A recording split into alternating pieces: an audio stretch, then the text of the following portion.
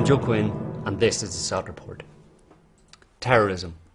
Can you remember a time when that wasn't a household word? To be honest, I'm pretty pissed off about terrorism and the alleged terrorist threat. But I'm not pissed off at the terrorists. What I'm pissed off at is the fact that major Western governments and media corporations have spent the last 10 years attempting to shove the purported reality of Islamic terrorism down my throat, and your throat.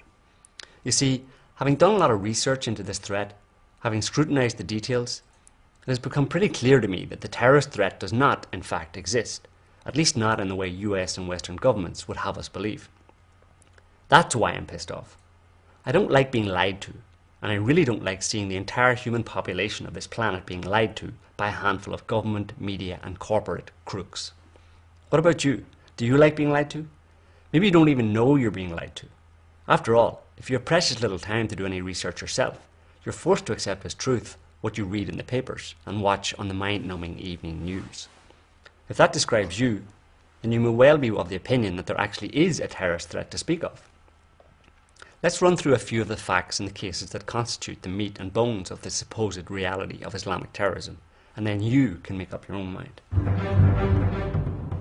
I'm not going to start with 9/11 because I understand that 9/11 conspiracy theories have been cast as the domain of wild-eyed nutjobs, so instead I'll focus on a few more minor cases. Afterwards, you may have a new perspective from which to consider the 9/11 attacks, if you want to. So first let's go back to 2006 and the case of the Miami 7, or the Liberty City 7. Do you remember this one? No, of course you don't. That's part of the problem.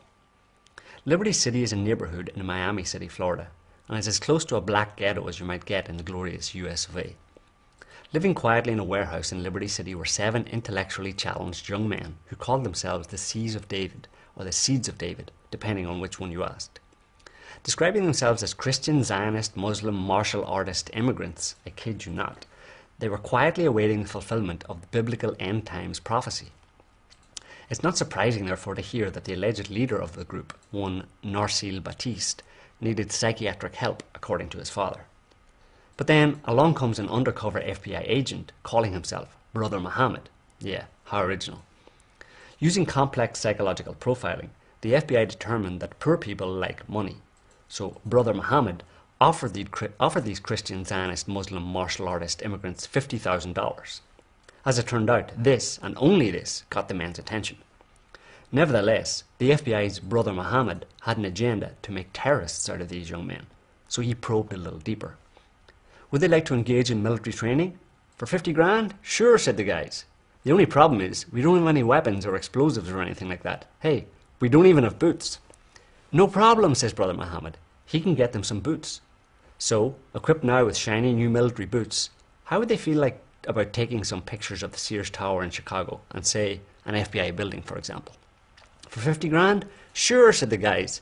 The only problem is we don't have any cameras and, by the way, we don't own any cars. No problem, says Brother Muhammad. He can get them a video camera and rent them a car.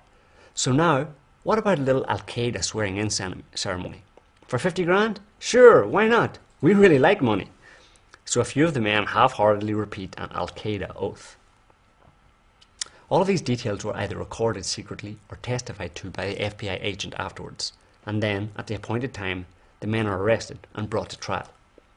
On news of the arrests, 2 Liberty City community activists summed it up by saying that everyone in Liberty City is joking that the guys are going to kick down the FBI building with their new boots because they didn't have any devices which could have been used to explode.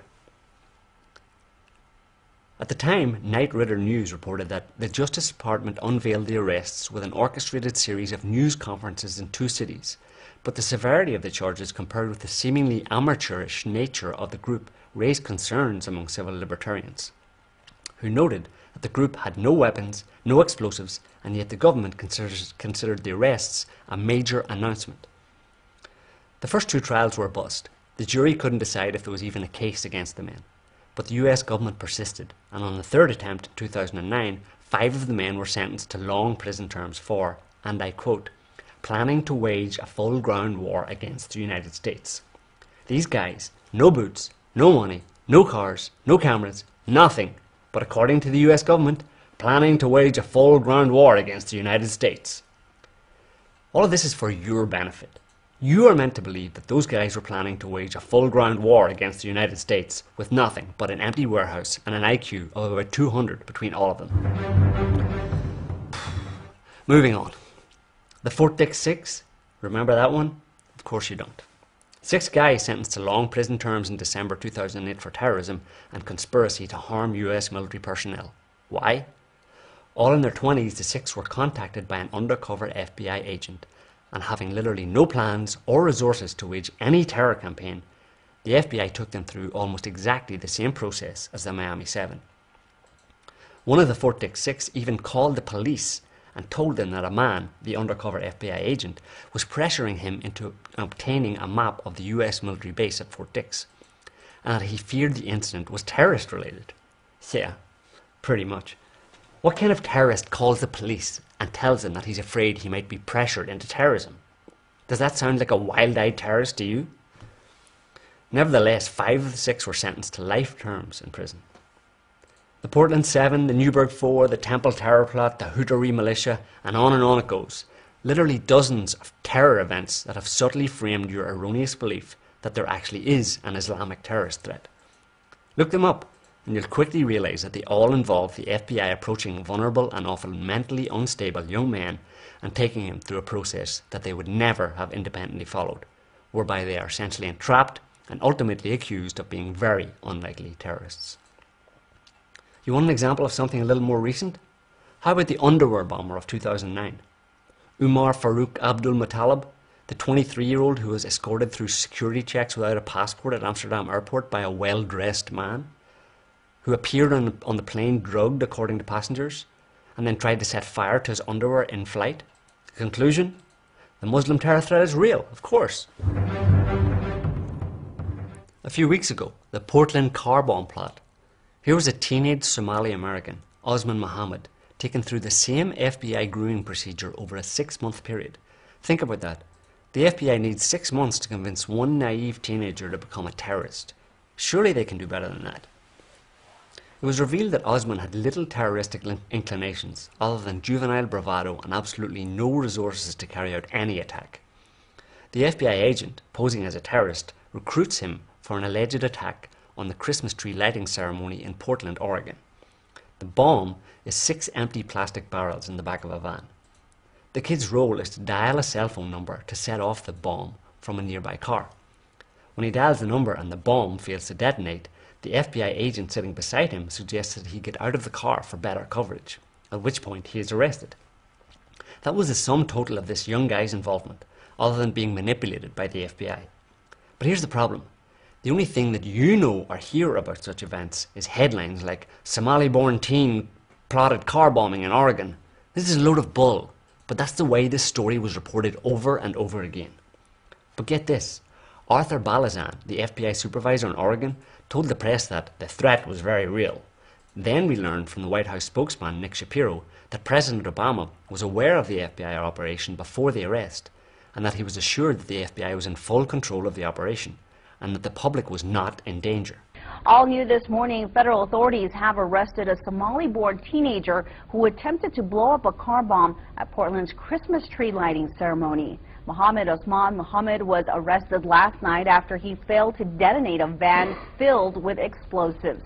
Authorities first learned of Mohammed's plot back in June after he contacted an unindicted associate in Pakistan. They say the explosives were not active and that the public was never in danger. Threat very real, but public not in danger. And you believe this crap? But I was thinking, why stop at manipulating a teenager into dialing a cell phone number and then arresting him as a terrorist? Since the FBI created this from scratch, couldn't they come up with something a little more dramatic? A little more headline catching, since that appears to be the whole point? So here's an idea. With Obama's collaboration, the FBI could assure a date at the White House.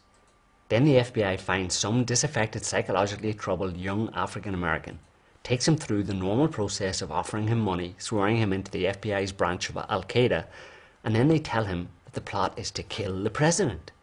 They could give him a plastic replica gun and, on the appointed day, lead him into the Oval Office and have him point the gun at the president and pull the trigger.